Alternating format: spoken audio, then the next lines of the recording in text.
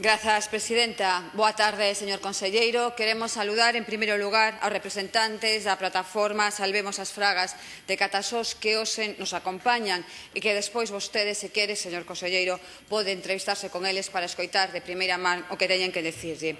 Esa plataforma ven defendendo xunto cos veciños e veciñas de Lalín o patrimonio natural da comarca do Deza. En concreto, como xa temos debatido nesta Cámara en reiteradas ocasións, as fragas de Catasós, en concreto a fraga de Casas Vellas. Seguramente vostede sabe que a Dirección Xeral de Enerxía e Minas autorizou a licencia para esta liña de alta tensión. Esta liña de alta tensión que o que fai é estragar un patrimonio natural importantísimo na comarca do Deza. A instancias da mobilización cidadá en Nosos Rías, señor conselleiro, e da presión dos veciños e das veciñas, Fenosa comezou a ofrecer solucións. Solucións tales como elevar as torretas, solucións como concentrar o paso dos cables por un só lateral para minimizar a tala de árbores. Logo, antes talaba a eito.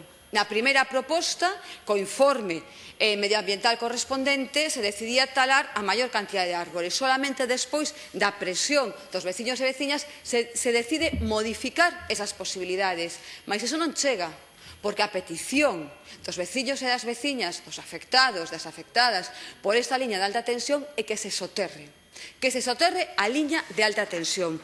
Vostedes contestaron que non era posible porque iso estaba prohibido por diferentes reales decretos, tanto o 1048 do 2013 como o 1047. E analizando tanto o artigo 5º do 1047 como o artigo 8 do 1048, non hai ningún tipo de prohibición.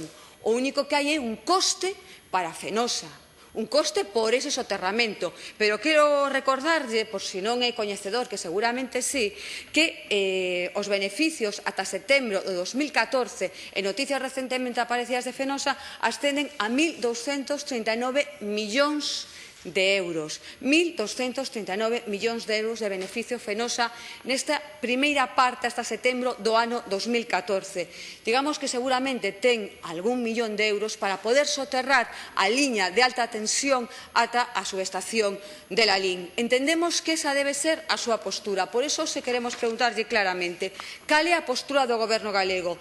Estar do lado de Fenosa ou estar do lado da protección do patrimonio natural das fragas de Catasós? Estar do lado dos beneficios de Fenosa ou dos veciños e veciñas de Lalín?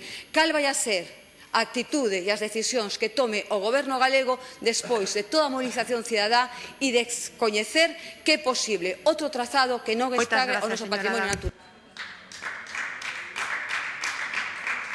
Ten a palabra o